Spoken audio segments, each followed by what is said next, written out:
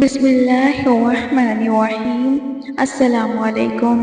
حج و عمرہ سیریز کی آج پارٹ 2 ہے۔ حج کی مختصر تاریخ کے آج ہم تذکرہ کریں گے۔ قدیم عرب اقوام کی دو شاخیں زیادہ مشہور ہیں۔ عرب عربہ جنہیں قحطانی عرب کہا جاتا ہے، ان کا جد امجد یعرب بن یصحب بن قحطان ہے۔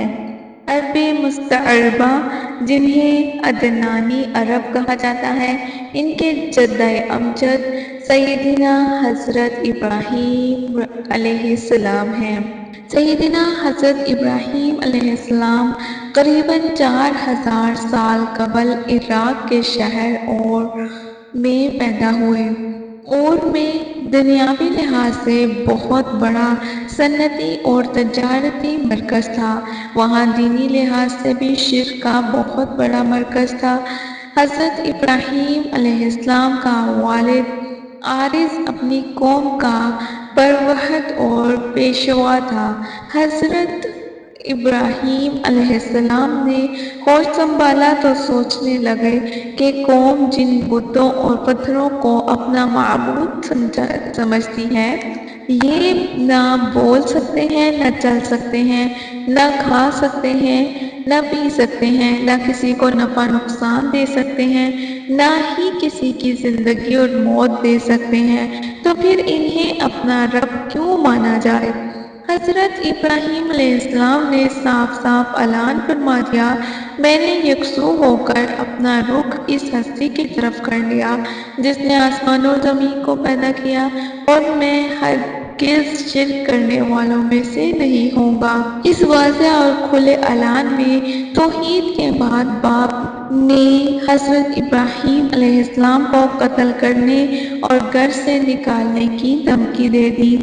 باپ کا یہ جارحانہ طرز عمل حضرت ابراہیم علیہ السلام کے پائے طبعات میں ذرا سی لغزش بھی پیدا نہ کر سکا، اور آپ ایک لمحہ کی تاخیر کیے بغیر باپ کی وراثت، بندی اور جاہ عزت سب کچھ چھوڑ کر نکل کھڑے ہوئے۔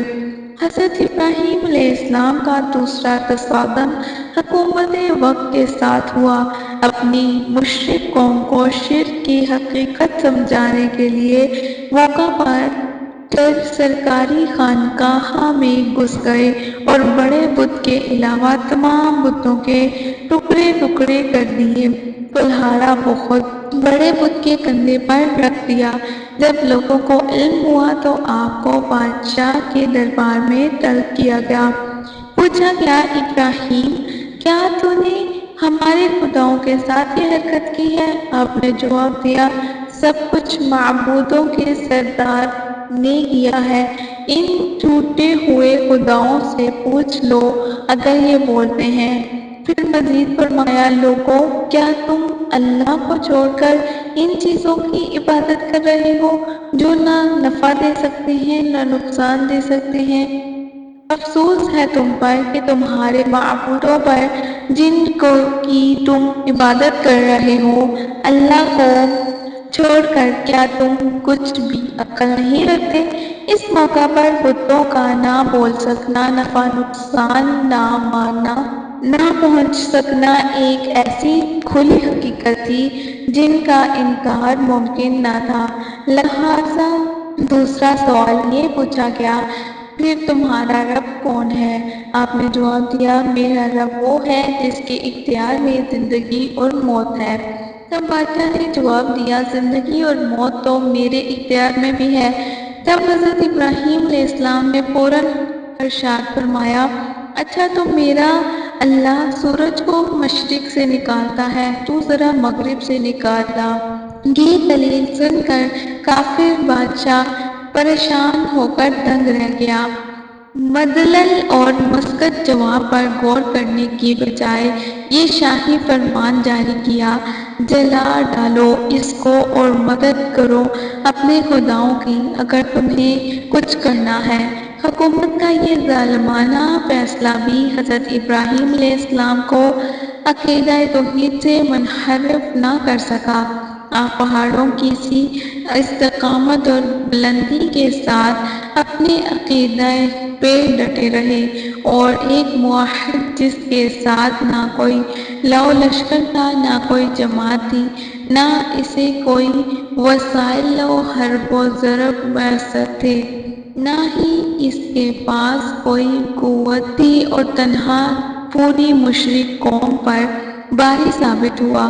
اس راستے سے ہٹانے کے لیے پوری قوم حرکت میں آ گئی، آگ کا الاؤ تیار کرایا گیا، اور وہ جو پہلے ہی اپنے مالک حقیقی کے نام پر اپنی جان کے علاوہ ہر چیز قربان کر کے آیا تھا، اب اپنی جان کا نذرانہ بھی پیش کرنے کے لیے بے قدر آتش نمرود میں کود گیا۔ تب زندگی اور موت کے حقیقی مالک کی طرف سے فرمان جاری ہوا، ہم نے کہا، اے آگ، ٹھنڈی اور سلامتی والی بن جا ابراہیم کے لیے، اور حضرت ابراہیم علیہ السلام آگ سے بالکل محفوظ اور مامون باہر آ گئے۔ اس مشرک قوم کی بدنصیبی ملاحظہ ہو کہ اتنا بڑا معجزہ دیکھنے کے باوجود کوئی ایک آدمی بھی آپ پر ایمان نہ لایا، چنانچہ اللہ تعالیٰ نے آپ کو وہاں سے ہجرت کا اعلان کر دیا، اور آپ عقیدہ توحید کی خاطر اپنا آبائی وطن ترک کر کے شہر خران تشریف لے گئے، وہاں سے فلسطین کا سفر اختیار کیا۔ ایک مرتبہ اپنی بیوی حضرت سارہ رضی اللہ تعالیٰ عنہا کے ہمراہ تشریف لے گئے۔ بادشاہ کو معلوم ہوا تو اس نے پوری نیت سے دونوں کو دربار میں طلب کیا۔ حضرت سارہ رضی اللہ تعالیٰ عنہا نے اللہ کے حضور دعا فرمائی جو قبول ہوئی، اور بادشاہ اسی وقت اللہ کی پکڑ میں آ گیا، جس سے بادشاہ سمجھ گیا کہ یہ خاتون اللہ تعالیٰ کی کوئی خاص مقرب بندی ہے، چنانچہ اس نے توبہ کی اور اپنی بیٹی ہاجرہ کو حضرت سارہ رضی اللہ تعالیٰ عنہا کی خدمت میں دے دیا۔ حضرت سارہ رضی اللہ تعالیٰ عنہا نے خود حضرت ہاجرہ رضی اللہ تعالیٰ عنہا کا نکاح حضرت ابراہیم علیہ السلام سے کرا دیا۔ مصر سے حضرت ابراہیم علیہ السلام واپس فلسطین تشریف لائے اور اسے اپنی دعوت کا مرکز بنایا۔ اسی 80 سال کی عمر میں اللہ تعالیٰ نے حضرت ہاجرہ رضی اللہ تعالیٰ عنہا کے بطن سے آپ کو ایک بیٹا عطا فرمایا۔ حضرت سارہ رضی اللہ تعالیٰ عنہا ابھی تک بے اولاد تھی، اس لیے دونوں بیویاں اکٹھی نہ رہ سکیں، لہٰذا آپ حضرت ہاجرہ رضی اللہ تعالیٰ عنہا اور حضرت اسماعیل علیہ السلام کو لے کر حجاز تشریف لے آئے، جہاں اللہ تعالیٰ کے حکم سے اپنی بیوی اور بیٹے کو ایک بے آب و گیا وادی میں ٹھہرا دیا۔ واپس جانے لگے تو بیوی نے بار بار سوال کیا، آپ ہمیں اس جنگل بیاباں میں کیسے کس سہارے چھوڑے جا رہے ہیں؟ اپنی رفیقہ حیات اور چند ماہ کے جگر گوشہ سے جدائی کا تصور یقیناً حضرت ابراہیم علیہ السلام کے جذبات میں تلاطم برپا کر رہا ہوگا۔ آپ نے واپس پلٹے اور دیکھے بغیر صرف اتنا جواب دیا، اللہ کے حکم پر، بس تب وہ اللہ کی بندی سراپا تسلیم رضا بن گئی اور کہا، پھر اللہ ہمیں ضائع نہیں کرے گا۔ اس طرح آپ اپنے اہل و عیال سے نامعلوم عرصہ کے لیے جدا ہو گئے۔ کچھ آگے جا کر حضرت ابراہیم علیہ السلام نے اپنے رب کے حضور ہاتھ پھیلا کر وہ دعا مانگی جن کے اثرات آج بھی مسلمان اس وادی ثمرات میں پہنچ کر خود دیکھ سکتے ہیں۔ اے پروردگار، میں نے ایک بے آب و گیا وادی میں اپنی اولاد کے ایک حصے کو تیرے محترم گھر میں کے پاس لا بسایا ہے۔ پروردگار، یہ میں نے اس لیے کیا کہ لوگ یہاں نماز ادا کریں لہٰذا تو لوگوں کے دلوں کو اس کا مشتاق بنا دے اور انہیں کھانے کو پھل دے، شاید کہ یہ شکر گزار بنے۔ اسی جگہ جہاں پر حشرات و ارض اور جنگلی درندوں کی موجودگی کا امکان تو ہر وقت موجود تھا، لیکن کسی غم گسار اور ہمدرد انسان کی موجودگی کا تصور بھی محال تھا۔ وہاں چند دنوں کی خوراک ختم ہونے کے بعد بظاہر غذا حاصل ہونے کے قطعاً کوئی آثار نہ تھے۔ وہاں حضرت ابراہیم علیہ السلام نے اپنے اہل و عیال کو تنہا چھوڑ کر حضرت ہاجرہ رضی اللہ تعالیٰ عنہا نے ایسی جگہ رہائش اختیار کر کے اللہ پر توکل کا ایک ایسا نمونہ پیش کیا جو رہتی دنیا تک اپنی مثال آپ رہے گا۔